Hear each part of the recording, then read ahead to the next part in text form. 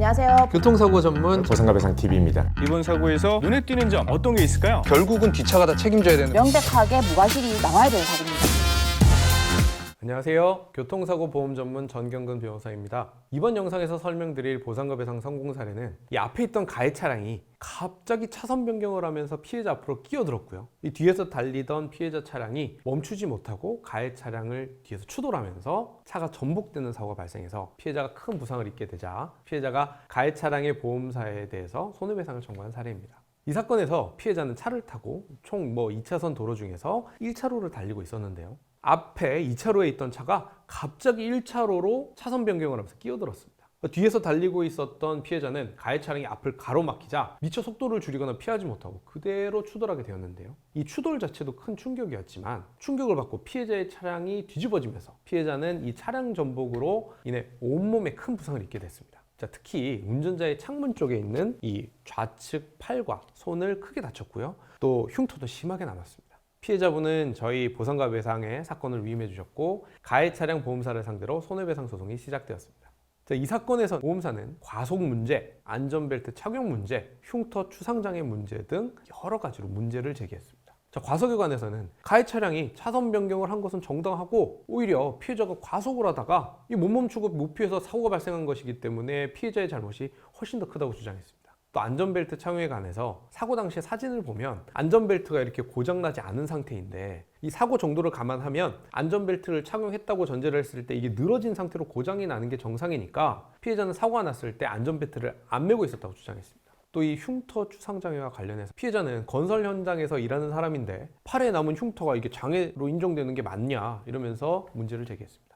팔이 다쳐서 팔에 운동장애가 인정됐는데 피부에 남은 흉터로 추상장애를 인정하는 것은 중복장애라고도 주장했습니다. 왜 팔 부위에 운동장애랑 추상장애 두 개 다 이렇게 중복해서 장애를 인정하냐는 주장이죠. 보험사로부터 이렇게 여러 가지 문제가 제기됐고요. 모든 문제가 다 손해배상액 산정에 영향을 크게 미치는 것들이었기 때문에 저희는 신중하게 접근할 수밖에 없었습니다. 저희 보상과 배상 법률사무소는 보험사가 제기한 이 여러 가지 문제점을 하나하나 반박하기 시작했습니다. 사고 당시에 피해자가 과속을 했다는 주장에 대해서는 이 관련 형사 기록을 뒤져서 피해 차량의 속도가 제한 속도 이내였다는 것을 밝혀내면서 또 주변 CCTV 영상을 토대로 가해 차량이 갑자기 차선 변경을 해서 뒤어서 오는 차가 도저히 피할 수 없었던 상황이었다는 것을 주장했습니다.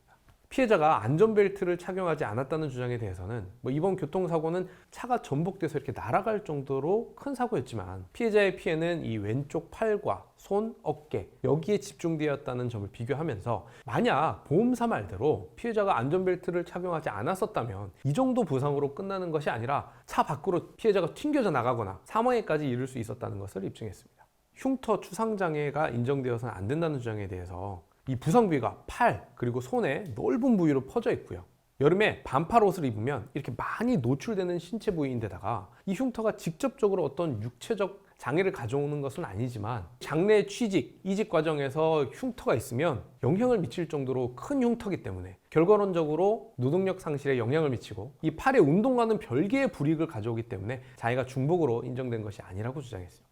재판부는 위와 같은 보상과 배상의 주장을 모두 다 고려해서 피해자의 과실을 제한적으로 인정하고요. 이 안전벨트를 착용하였다고 봤으며 또 팔에 생긴 이 흉터에 대한 추상장애를 별도로 다 인정해서 보험사로 하여금 피해자에게 약 1억 6천만 원의 손해배상금을 지급하게 하는 판결을 내렸습니다. 이 사건에서는 보험사가 지적한 이 여러 가지 문제점을 잘 반박하고 또 역으로 주장해서 결과를 유리하게 이끌어낼 수 있었던 사건이었습니다.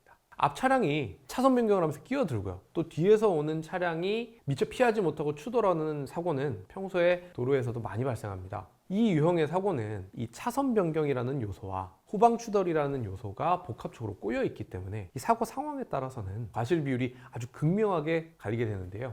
이 사건에서는 형사 기록을 뒤져서 유리한 증거를 찾아내고요. 또 상대방 주장의 모순점을 지적해서 과실 비율을 유리하게 가져갈 수 있었고요. 또 피해자의 이 팔의 흉터로 인해서 구직 활동에 불이익을 받을 수 있다는 것을 강조해서 법원으로부터 추상장애도 인정받을 수 있었습니다.